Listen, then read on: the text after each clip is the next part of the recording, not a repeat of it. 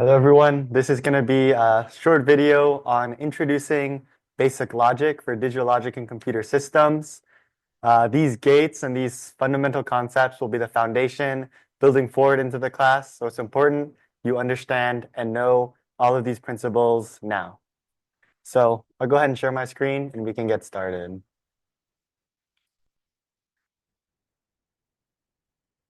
All right, so intro to basic logic is going to start with one key aspect. So there's essentially two values. It's 0 and 1. So this is pretty straightforward.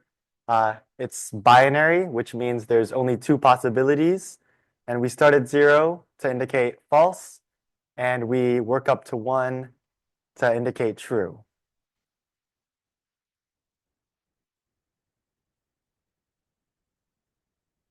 All right, so now we'll take a look at our first gates. This is a principal and fundamental gate we cover here in digital logic, and we call it the AND gate. So the AND gate is exactly what it sounds like. The output will be true if the two inputs, here and here, if both inputs are true. So if we call this one A and we call this one B, with the output being C, this will be true if A and B are true.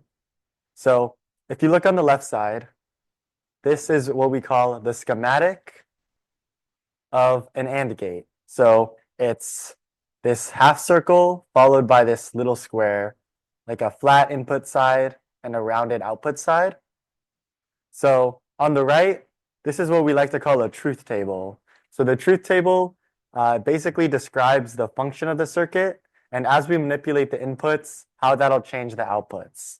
So since this is very fundamental, you might be able to look at these two inputs and know exactly what the output will be. So you can see if there's a false and a false on the inputs, the output will be false. And this pattern will continue until both inputs are true. So if A and B is true, the output will be 1. All right, so now would be the next gate. This would be the OR gate. So it's very similar in terms of difficulty to the AND gate. If you have two inputs, we'll call this one A, we'll call this one B, and we'll call the output C. If A or B is true, the output will be true. So we can look at this truth table here, and this will describe the function of our circuits. So if A is false, B is false, neither A or B is true, therefore we'll have a false result. Now looking at the last three rows, A is false, but B is true. So this B satisfies one of the OR terms. So we'll have 1, 1, and 1.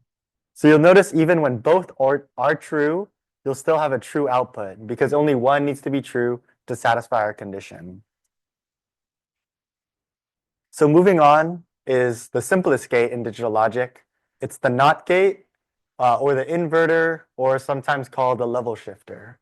So like it says in the title, it basically takes whatever signal you give it and flips it to the opposite value. So if you feed in a false or a 0, the output will be a true or a 1, and vice versa. So since we've only covered 4 gates here, there are actually many more. But fundamentally, a lot of them will stay very similar and won't change too much. And we make these gate variations using bubbles. And we'll cover these bubbles and explain how mismatches between these bubbles can allow us to simplify our circuits design in following videos. But for now, we'll cover the 8 most common variations between the AND and the OR gate. So AND and OR are the two gates we just looked at. But like you might see BAND, BOR, NAND, NOR, BANAND, and BANOR. So these are gate variations from the two AND and the OR gates, and they're actually very easy to remember and be able to replicate if you kind of remember this mnemonic or trick. So if the two bubbles are in the beginning, or the inputs, by this B, you just add a B to the gate title. So since the two bubbles are at the beginning, you add this B, and this AND gate becomes a band gate. And this applies for the BOR gate as well. And then for the NAND and NOR, you can think of the N and end. So NAND and NOR have bubbles on the end of the gates. And if you have bubbles on both the inputs and the output side, then that will result in a BNAND gate and a BNOR gate. So let's take a quick look about how these gate variations will actually affect our truth table. So let's take a NAND gate, for example.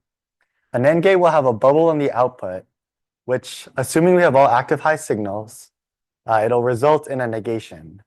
So if you recall, for a normal AND gate, if you have inputs A, B, and an output C, we're going to create a truth table.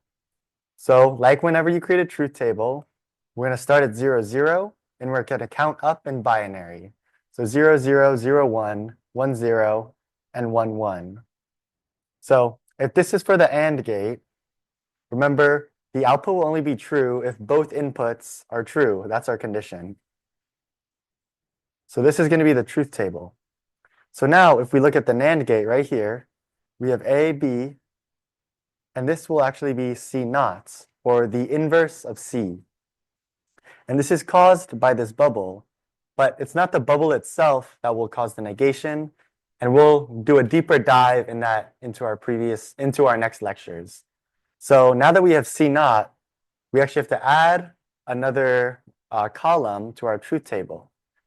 So we go ahead and erase this and we'll turn this actually into a band truth table, or a NAND truth table.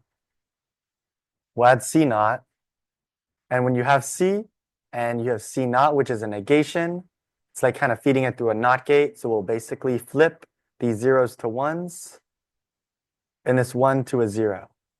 So now this would be an example of a truth table for a NAND gate.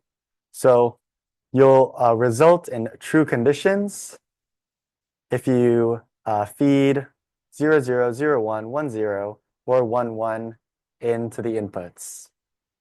And this process can be replicated for all these other gates, for BOR, for NOR. So this is basically the idea when you go about analyzing these gates. But as you become more familiar with circuits and circuit design, these will just be top of head. You'll have them memorized. So once you have them memorized and you follow the mnemonic of B and N, you'll be able to recall these gates really fast, and or band, BOR, NAND, NOR, and BNAND and BNOR. So now let's take a look about how we can actually use these gates to solve a simple circuit equation or problem. So this form is a common form you'll see a lot of circuit equations in, and we represent these gates by using mathematical symbols. So AND is typically denoted by multiplication. So like this asterisk, you might see 2 times 3 is what you'll see in math. But in this class, you'll pronounce this 2 and 3. But of course, in this class, we'll never use like decimal or anything like that when working with gates. We'll only use zeros and ones. So realistically, you would see something closer like 0 and 1, or in terms of these variables where you're able to manipulate the inputs. Okay, so AND uses multiplication, and then OR will use addition. So right here, this plus is ORing the result of A and B, ORed with the negation of C, or not C, or C naught. So not has, I think, the biggest variety of different ways you can negate it. So here, if you type it out on a keyboard, you might see something like this /C. So that would be a not C. That appears in your homework quite frequently. Another way is like a hyphen. So like -C maybe you'll see, or a C with a line above it, which is what typically people prefer when you're handwriting, is this version right here. But this will appear in a lot of your homework because it's from a keyboard. So let's go ahead and try to tackle this problem using a simple framework that you'll kind of use to approach all of your problems. So first, we start by writing our inputs and outputs. So in this case, A, B, and C will be our inputs since they're on the right side of the equation. And Z will be our output since that's kind of like what we're solving for, what we want as a result. So we'll have A, B, and C. And at the end, we'll have our result Z. So we'll start just kind of working left to right here. We'll first start with A and B. So A and B, we're going to draw an AND gate. If you recall from the previous slides, it's this circle on the right side, flat line on the left side. And we'll draw wires going from our inputs into our gates. And it'll have an output wire. And if we look at our equation, the result of A and B will be ORed to C naught. So this right here is C, and we want C naught. So we're going to go ahead and add a NOT gate right here. So going into this gate will be C, and the resulting signal will be C naught. And then remember the output of this is going to be A and B.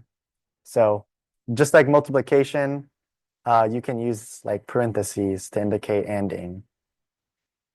So now we have these two components, and we need to OR them together with this plus sign. So I'll draw an OR gate, which looks something like this, and we'll feed these wires into the OR gate. So resulting, you'll have A and B ORed with C naught. And this will give you our output value of Z.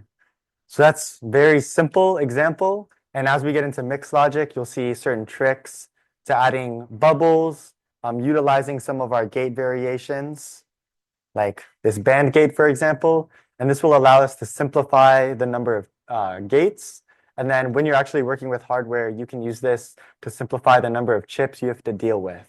So when you're actually producing a design, this will reduce costs and make your design more readable. And then just to finally close out this video, I'd like to give some kind of bonus gates you might see. So a gate like this, which looks very similar to an OR gate, but it has this extra line. This is like our exclusive OR gate, or XOR. And this is very similar to an OR gate, but it's exclusively true when one input is true and the other output is false. So if we do the truth table for this one, we'll start by labeling our input signals. So remember, it's only true if only one of the inputs is true. So in these two cases, but since both are true here, it'll actually be false. And since neither are true here, this will be 0. So you'll probably run into this gate a little later into the course, but I thought I'd mention it since it is a very common gate. So that'll be it for this video. And the next video will be about mixed logic.